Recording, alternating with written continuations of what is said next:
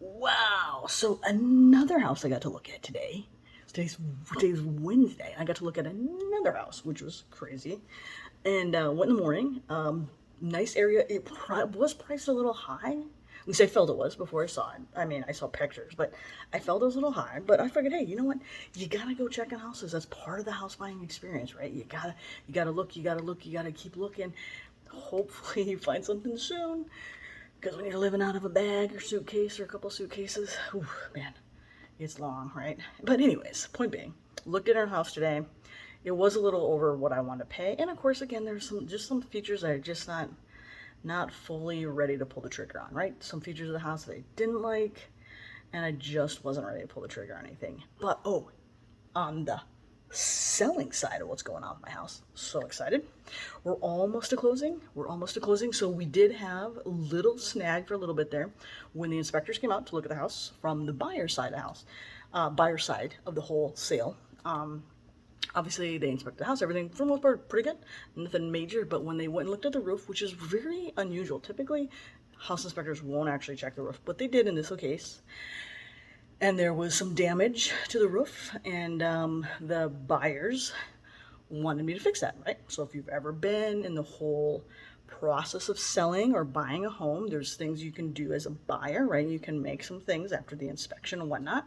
You can make some requests to the seller to see if they're willing to make these changes. If not, then you kind of go back and forth and find it, even it out, hopefully, and get to the point where you all agree and get to a good compromise. And compromise, not a compromise, a good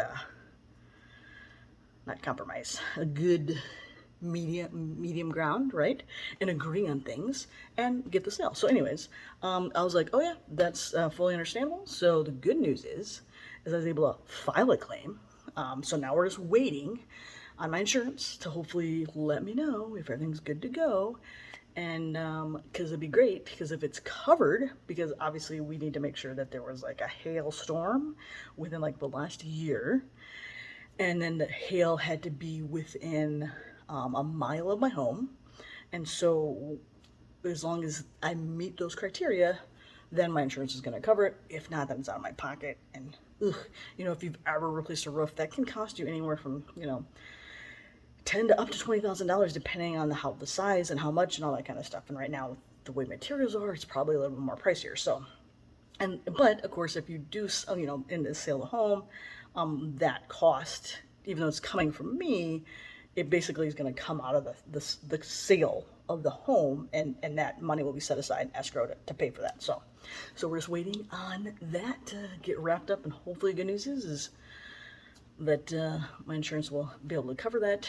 And I'm not necessarily too worried because the area that part of Colorado especially gets hit pretty regularly during the summers with at some hailstorm at some point in time. So I'm pretty sure that everything's going to be covered under insurance, and then I just have to pay the deductible, which is not bad. So that's the importance of having insurance.